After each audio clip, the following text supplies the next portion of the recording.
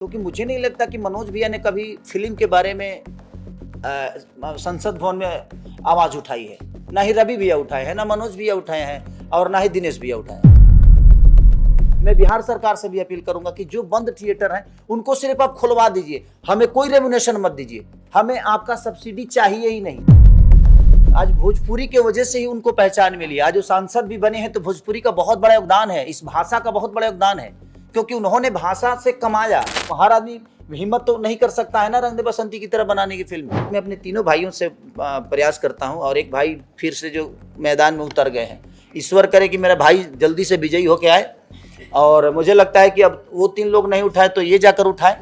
देखिए, सबसे बड़ी चीज़ है कि सांसद बनने के बाद ना एक जिम्मेदारी उनकी हो जाती है, तो भोजपुरी इंडस्ट्री को बहुत दूर छोड़ देते हैं।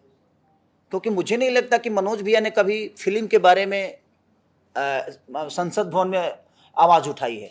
ना ही रवि भैया उठाए हैं, ना मनोज भैया उठाए हैं और ना ही दिनेश भैया उठाए हैं। अगर ये चाहते, देखिए, सब्सिडी देने से मुझे नहीं लगता है कि फिल्म पे कोई असर पड़ने वाला है और भला होने वाला है। ये तो सब्सिडी देकर कोई भी हीरो बन जाता है। यहाँ पे दूसरे हीरो बन के नाच रहा है, नाचने आता नहीं, 1 2 3 4 भी पता नहीं है उसको कि 1 2 3 4 के बाद नाचना भी है। और वो हीरो बन के एकदम स्मार्ट बन के बोला कि भाई अगर हम 1 करोड़ 80 लाख किसी हीरो को देंगे, उससे अच्छा है कि हम तो 1 करोड़ में 3 को फिल्म बना लेंगे, हम खुदे हीरो बन जाते हैं। तो होता क्या है ना कि इंटरटेन पे असर पड़ता है उससे। एक आर्टिस्ट जैसे मीर भाई है, ये हमारे राज भैया है, तो इन लोगों के अंदर अगर ये पैसे लेते हैं ना, तो आप अगर 5% सीन लेके जाते हो ना, तो ये आपके सीन को 95% ऊपर करते हैं और उसको 100 कर देते हैं। तो मेरे कहने का मतलब, बेहतर कलाकार तब आते हैं जब उनको पता होता है कि एक्टिंग का मतलब क्या होता है और एक्टिंग को जिया कैसे जाता है। इन्होंने अपने जीवन में काम किया है, अपने जीवन को उस विधा में ले गए हैं, तपे हैं, तब जाके आज ये दोनों बेहतर एक्टर बन के। इनको हम देखते देखते बड़े हुए।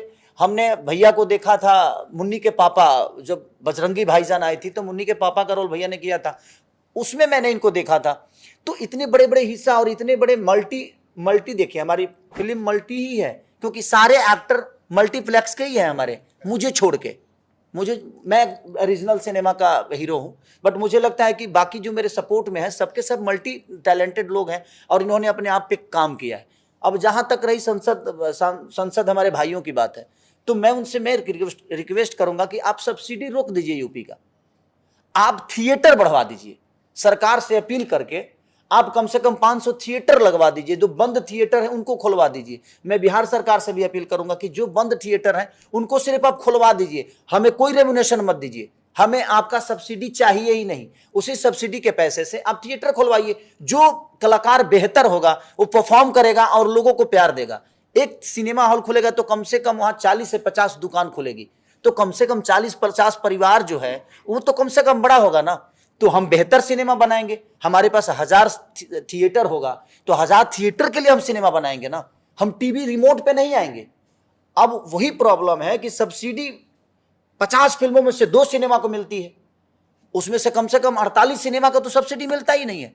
तो मुझे कहने का मतलब कि उससे बेहतर है कि सब्सिडी के लालच में कलाकार मारे जा रहे हैं और बेहतर कलाकार कोई खड़ा हो जाता है, कोई एल्बम भी नहीं किया है, वो कुछ नहीं किया है जीवन में, वो कुछ किया भी नहीं, उसके बाद हीरो बन के बैठा हुआ है, वो हीरोइन बन के बैठे हुए हैं।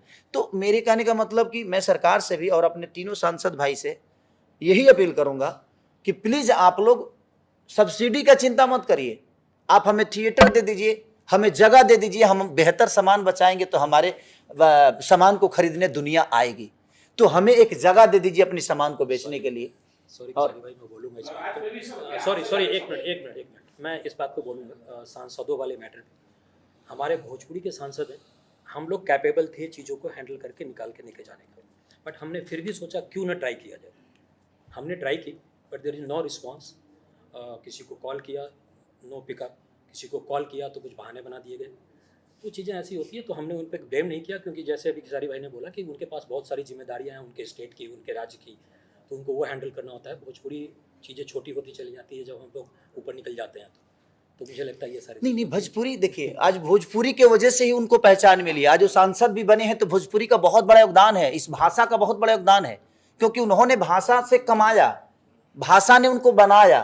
तो मुझे लगता है कि जब आप उस जगह पे पहुंच गए तो आपका एक नेतृत्व बनता है और आपकी एक जिम्मेदारी भी बनती है कि जिस भाषा ने हमें बड़ा किया उस भाषा को और बड़ा करने के लिए हमें क्या करना चाहिए, ताकि हमारी आने वाली पीढ़ी और बड़ा हो जाए, हमारी सिनेमा बड़ा हो जाए, हमारा प्रवेश बड़ा हो जाए, हम भी साउथ की तरह। क्योंकि साउथ में और हिंदी में थिएटर ज्यादा है, उनको थिएटर ज्यादा मिलता है तो उनकी छोटी फिल्म भी बड़ी हो जाती है। और हमारी बड़ी फिल्म छोटी होने का कारण है कि थिएटर नहीं है और हमारे पास सामान नहीं है। सामान बेहतर है और हर बार तो सामान बेहतर नहीं होगा ना। अब हर आदमी हिम्मत तो नहीं कर सकता है ना रंग दे बसंती की तरह बनाने की फिल्म। आज इन्होंने हिम्मत की है। अगर इनको रिकवरी 7 करोड़ लगाए, अगर 7.5 करोड़ भी आ गया ना तो फिर कल से 10 करोड़ की सिनेमा बनाएंगे ताकि 10.5 करोड़ आए, तो हमारी सिनेमा तो बड़ा ही हुआ ना। तो मेरा कहने का मतलब, मैं अपने तीनों भाइयों से प्रयास करता हूं और एक भाई फिर से जो मैदान में उतर गए हैं, ईश्वर करे कि मेरा भाई जल्दी से विजयी होके आए। और मुझे लगता है कि अब वो 3 लोग नहीं उठाए तो ये जाकर उठाए।